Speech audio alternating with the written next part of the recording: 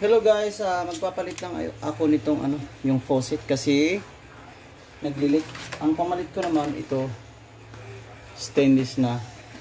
Tapos nag-decide ako na ito ang pamalit ko para tatagal siya kung sakali magkaroon ng problemang gasket niya dito.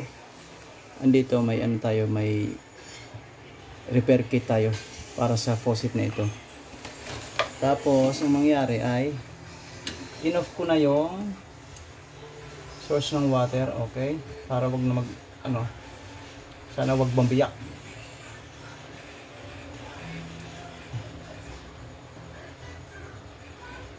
Sana wag ito mabiyak. Ang tigas mga kabayan. Ginamitan ng pipe wrench ito. Ang binuksan. Ang aw nung kinabit. Ngayon. Okay. Yung fittings ko sa loob, yan. Stainless din yan. Ako na ang nagkabit nun. May, sa katunayan, may video ko niyan dati. Maaaring andito pa sa ating YouTube. Ayun. Ito. Sana maayos pang sa loob nito. Hindi ko alam kung anong pinagagawa dyan. Ngayon naman, ang gagawin natin ay bubuksan ko na ito para makita ninyo.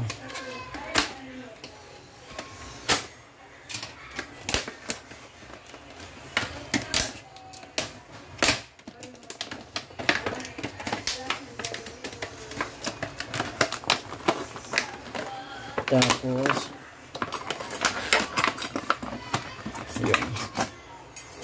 ayun.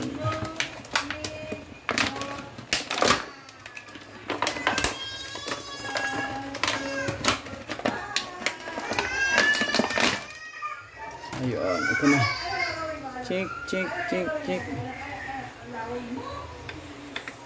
Subukan natin kung ilang ikot. 1, 2, 3, 4.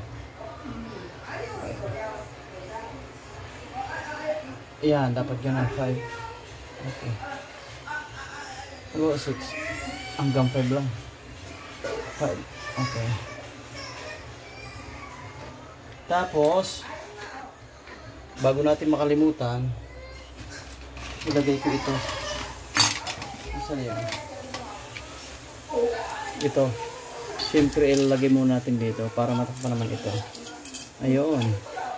Tapos, lalagyan natin ng tape.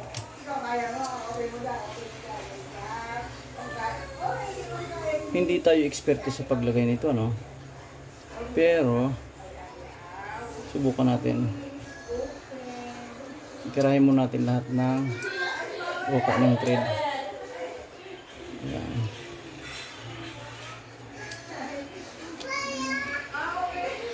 Ayan. Susundan mo natin lahat ng kadalang thread niyan. Tapos, bago natin titirahin ito ng pot. Sa mga eksperto dyan, mag-comment na lang po kayo. Yan. Kapalan na. Para isahan lang.